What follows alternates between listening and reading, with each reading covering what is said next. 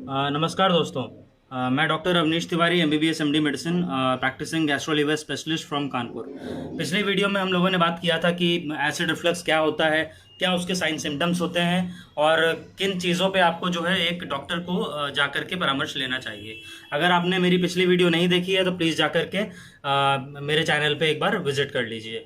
आज हम लोग बात करेंगे कि आखिर एसिड रिफ्लक्स जो होता है उसके कुछ स्पेसिफिक लक्षण आप कैसे पहचानते हैं और उसके लिए हम क्या क्या जांचें कराते हैं।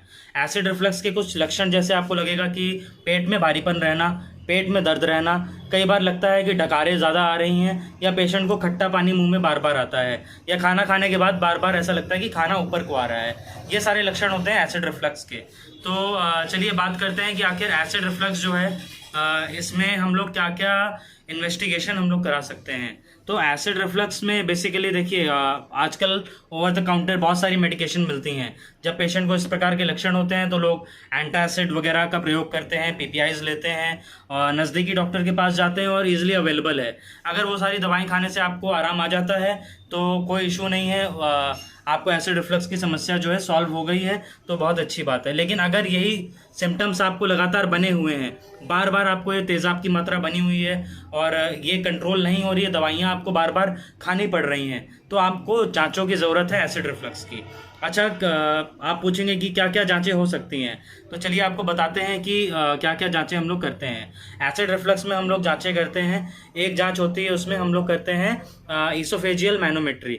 ईसोफेजियल मैनोमेट्री बेसिकली एक टेस्ट होता है जहाँ पर आपका जो खाने की नली है और जो पेट है उसके बीच में जो स्फिंक्टर होता है वो लूज़ हो जाता है या फिर उसका जो प्रेशर है वो इंक्रीज़ हो जाता है या डिक्रीज़ हो जाता है। तो उस प्रेशर को नापने के लिए हम लोग ईसोफेजियल मैनोमेट्री का हम लोग टेस्ट करते हैं।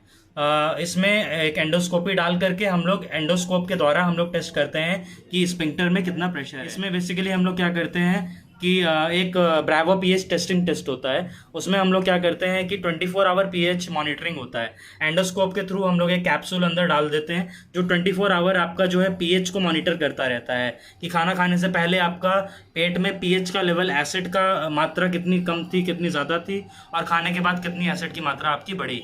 तो वो एक 24 आवर टेस्ट होता है पीएच मॉनिटरिंग के लिए। थर्ड हम लोग टेस्ट करते हैं कई जगह पे बेरियम सॉलो थ्रू।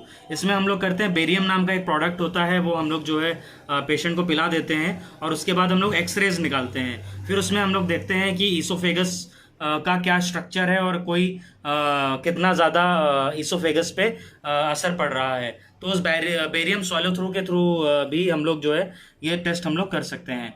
तो ये कुछ टेस्ट हैं जिसके द्वारा हम लोग पता लगा सकते हैं कि क्या ईसोफेगस में ज़्यादा ही आपके डैमेज हो गया है, कहीं आपका ईसोफेगस के जो स्फिंक्टर होते हैं, जो वॉल्व होता है, क्या उसमें प्रेशर बहुत ज़्यादा है या आपको तेज़ाब बहुत ज़्यादा बन रहा है।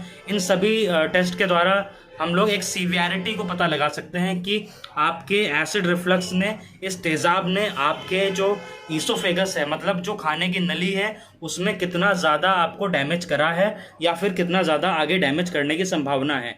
इन चीज़ों को हम लोग जो है इन जांचों के द्वारा पता लगा सकते हैं।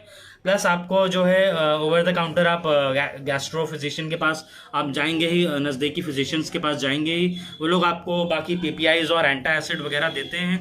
अगर उन दवाइयों से आपको कंट्रोल हो जाता है, दैट मीन्स कि आपको कुछ भी अलग से जांच कराने की आवश्यकता नहीं है। लेकिन अगर आपका दवाइयाँ खाने के बार बार भी ये चीज़ें कंट्रोल नहीं होती हैं तब आपको जो है ये टेस्ट कराने की ज़रूरत पड़ सकती है। इसलिए जब आपको लगे कि आपके सिम्टम्स कंट्रोल नहीं हैं तो प्लीज़ डॉक्टर के पास विजिट करें। वो एंडोस्कोप आपको करेंगे, एंडोस्कोपी हमें करना पड़ता है और जिसके द्वारा हम लोग पेशेंट का प्रॉपर जो है हिस्ट्री करते हैं, एग्जामिनेशन करते हैं, एंडोस्कोप करते हैं, पेशेंट को स्कोप करते हैं और उसके बाद में हम लोग जो है एक रिजल्ट पे पहुंचते हैं कि आखिर आपको क्या समस्या है और उसी प्रकार से आपका आगे निदान किया जाता है। तो आशा करता हूँ कि आपको ये जानकारी पसंद आई होगी। Thank you so much. Please like and subscribe this channel and do share the most whatever you can. Thank you so much.